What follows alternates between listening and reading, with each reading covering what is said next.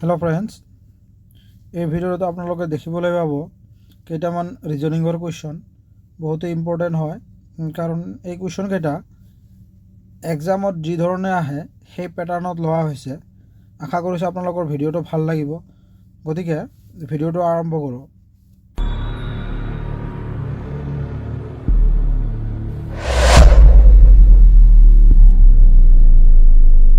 ইয়াত কোৱা হৈছে, যদি আজি বৃহস্পতিবাৰ হয় তেন্তে 59 দিনৰ পিছত দিনটো কি হ'ব? আমাক ইয়াত কোৱা হৈছে যে 59 দিনৰ পিছৰ দিনটো কি হ'ব। গতিকে 59 কি কৰিব লাগিব? 7ৰে ডিভাইড কৰিব লাগিব। 59 যেতিয়া আমি 7ৰে ডিভাইড কৰিম কিমান বাৰ যাব? 8 বাৰ যাব। 8 বাৰ যাব। 8 7 8 গুণ 56। গতিকে বাকী কিমান থাকিব? 3। গতিকে এতিয়া এই 3টোৱে হৈছে আমাৰ কাৰণে এনচাৰ। কাৰণ কেনেকৈ? এতিয়া বৃহস্পতিবাৰৰ পিছত শুক্ৰ, শনি, ৰবি, এই 3টা। গতিকে বাকী 3 আছিল শনিবাৰ, ৰবিবাৰ। গতিকে পিছৰ দিনটো হ'ব ৰবিবাৰ। আশা কৰিছোঁ আপোনালোকে বুজি পাইছে। গতিকে নেক্সটটো চাম। এতিয়া আমি নেক্সটটো দিয়া আছে যে প্ৰশ্নবোধক চিহ্নত কি বহিব। ইয়াত আমাক দিয়া আছে 2 দিয়া আছে, 3 দিয়া আছে, ইয়াত 12 দিয়া আছে, 4 দিয়া আছে, 2 দিয়া আছে, 32 দিয়া আছে, 5 দিয়া আছে, 2 দিয়া আছে। প্ৰশ্নবোধক চিহ্নত কি বহিব আমাক উলিয়াব লাগে। গতিকে এইটো আমি চাম এতিয়া যে 2 আৰু 3 কেনেকৈ 12 হ'ল। যদি 2ৰ লগত আমি মাল্টিপুল কৰোঁ তেনেহ'লে হ'ব 6। 6ক আমি যদি আকৌ 2ৰে পূৰণ কৰোঁ তেনেহ'লে 12। এনেকৈ 12টো পালোঁ, ঠিকে আছে। ইয়াত 4 আছে, 4 আৰু 2 যদি পূৰণ কৰোঁ তেনেহ'লে পাম আমি 8। ইয়াত 2ৰ লগত পূৰণ কৰিছোঁ, ইয়াত 2ৰ লগত পূৰণ কৰিলে হ'ব 8 2 গুণ 16। গতিকে ইয়াত 16 নহয় 32 আছে। গতিকে এইটো নহ'ব। গতিকে এইটো মেথডত নহ'ব। বেলেগ মেথড কি আছে আমি চাম এতিয়া। ইয়াত যদি আমি 2ক স্কুৱেৰ কৰোঁ তেনেহ'লে হ'ব 4, আৰু এই 4ক যদি আমি 3ৰ লগত পূৰণ কৰোঁ তেনেহ'লে হ'ব 12। ঠিক আছে, এনেকৈ পালোঁ। ঠিক তেনেকৈ এতিয়া 4ক যদি আমি স্কুৱেৰ কৰোঁ তেনেহ'লে কিমান হ'ব? 4 4 গুণ 16, আৰু এই 16ক যদি আমি এই 2ৰ লগত পূৰণ কৰোঁ তেনেহ'লে কিমান হ'ব? 32। ঠিক তেনেকৈ পাইছোঁ। এতিয়া ঠিক তেনেকৈ আমাৰ ইয়াত কি হ'ব? যদি 5ক আমি স্কুৱেৰ কৰোঁ কিমান হ'ব? 5ক স্কুৱেৰ কৰিলে হ'ব 25, আৰু এই 25ৰ লগত যেতিয়া আমি 2 মাল্টিপুল কৰি দিম, যদি পূৰণ কৰি দিম তেতিয়া কিমান হ'ব? 50। গতিকে শুদ্ধ উত্তৰটো হ'ব অপশ্যন বি। নেক্সটটো দিয়া আছে আমাক, যদি মোবাইল MOBILE = 18 হয়, টেলিভিশ্যন = 40 হয়, কম্পিউটাৰ = 40 হয়, তেন্তে টেলিফোন = কিমান হ'ব আমাক উলিয়াব লাগে। গতিকে আমি প্ৰথমতে চাম যে মোবাইল = 18 কেনেকৈ হ'ল, টেলিভিশ্যন = 40 কেনেকৈ হ'ল, আৰু কম্পিউটাৰ = 40 কেনেকৈ হ'ল। এতিয়া আমি চাম MOBILE 1 2 3 4 5 6। ইয়াত 6টা দিয়া আছে, মোবাইলত লেটাৰ দিয়া আছে 6টা। গতিকে 6ৰ লগত যদি আমি 3 পূৰণ কৰোঁ তেনেহ'লে আমি 18 পালোঁ। এনেকৈ 18টো পালোঁ আমি। ঠিক তেনেকৈ আমি এতিয়া চাম টেলিভিশ্যন 1 2 3 4 5 6 7 8 9 10। গতিকে ইয়াত 10 আছে। গতিকে 10ৰ লগত যেতিয়া আমি 4 পূৰণ কৰিম তেতিয়া কিমান পাম আমি? 40 পাম। ঠিক এনেদৰে 40টো পালোঁ। ঠিক তেনেকৈ আমি ইয়াত চাম এতিয়া কেইটা আছে? 1 2 3 4 5 6 7 8। 8 আছে। যেতিয়া 8ৰ লগত যেতিয়া আমি 5 যোগ কৰিম তেতিয়া কিমান হ'ব? 40 হ'ব।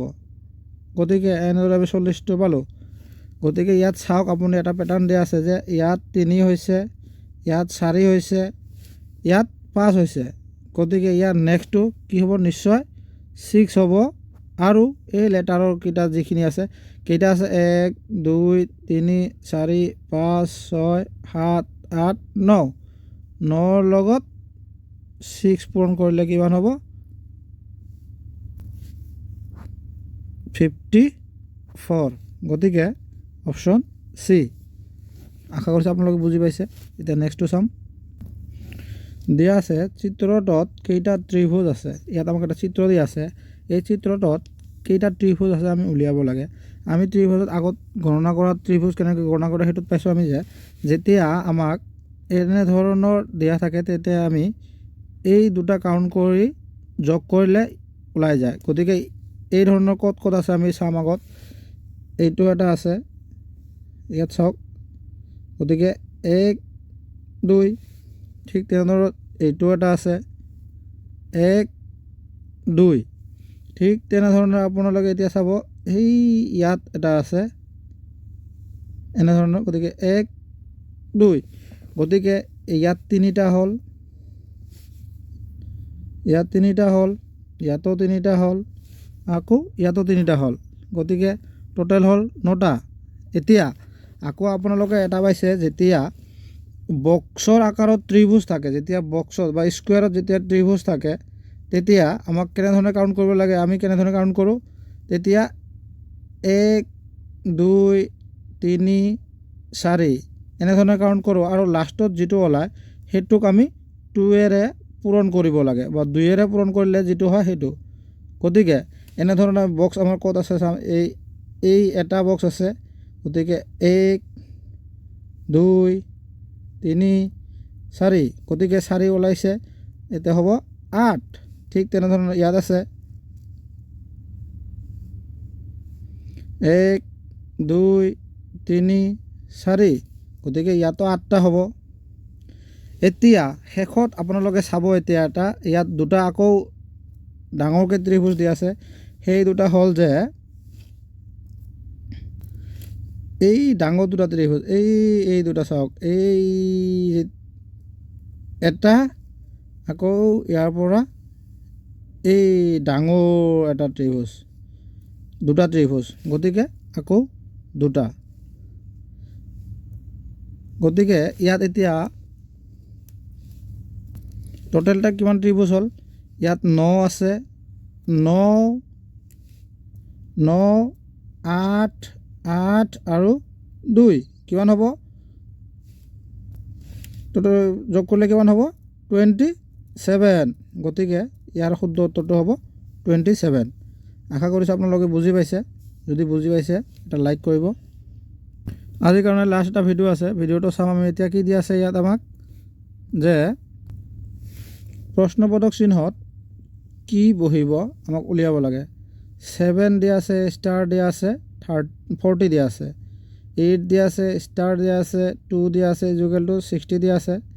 গতিকে এইটোৰ লগত এইটো কেনেকৈ হৈছে আমি সম্বন্ধ উলিয়াম। যদি আমি চাওঁ যে যদি 7ৰ লগত যদি 7ক স্কুৱেৰ কৰোঁ তেনেহ'লে হ'ব 7 7 গুণ 49। আকৌ ইয়াক যদি যোগ কৰোঁ তেনেহ'লে হ'ব 52। গতিকে 40 নহ'ব। গতিকে এনে পদ্ধতি নহ'ব। ইয়াৰ বেলেগ পদ্ধতি কি আছে আমি সেইটো চাওঁ। যদি আমি ইয়াত চাওঁ যে যদি আমি 7ক আমি যদি স্কুৱেৰ কৰোঁ তেনেহ'লে কিমান হ'ব? 49। আকৌ যদি আমি 3ক স্কুৱেৰ কৰোঁ তেনেহ'লে হ'ব 9। এতিয়া এই 49ৰ পৰা আমি যদি এই 9 যদি মাইনাছ কৰোঁ তেনেহ'লে হ'ব 40। এনেকৈ আমি 42 পালোঁ। ঠিক এই পদ্ধতিটো আমি তলৰটো চাম মিলে নে নাই। এতিয়া যদি আমি 8ক স্কুৱেৰ কৰোঁ আৰু 8ক স্কুৱেৰ কৰিলে হ'ব 64। আকৌ যদি আমি 2ক স্কুৱেৰ কৰোঁ তেনেহ'লে হ'ব 4। গতিকে এতিয়া যদি 64ৰ পৰা যদি 4 যায় তেনেহ'লে হ'ব 60। গতিকে ইয়াত আমি 60 পাইছোঁ। ঠিক তেনেদৰে ইয়াত দিয়া আছে। ঠিক তেনেদৰে ইয়াত আমি এইটো চাম এতিয়া যে যদি 6ক স্কোয়াৰ কৰা হয় তেনেহ'লে হ'ব 36, যদি 4 স্কোয়াৰ কৰিলে হ'ব তেনেহ'লে হ'ব 16। গতিকে 36ৰ পৰা 16 মাইনাছ হ'লে হ'ব 20। ঠিক তেনেদৰে এতিয়া যদি আমি 9ক স্কোয়াৰ কৰোঁ তেনেহ'লে হ'ব 81। আকৌ যদি 5ক যদি আমি স্কোয়াৰ কৰোঁ তেনেহ'লে হ'ব 25। গতিকে এতিয়া 81ৰ পৰা 25 মাইনাছ কৰিলে কি হ'ব, সেইটোৱে হ'ব এনচাৰ। গতিকে 81ৰ পৰা 25 গ'লে কিমান হ'ব, 56। আশা কৰিছোঁ আপোনালোকে বুজি পাইছে। আজিৰ কাৰণে আছিল এইখিনিয়ে। যদি ভিডিঅ'টো ভাল লাগিছে তেনেহ'লে এটা নিশ্চয় লাইক কৰিব। আগলৈ লগ পাম নেক্সট এটা ভিডিঅ'ত। ধন্যবাদ।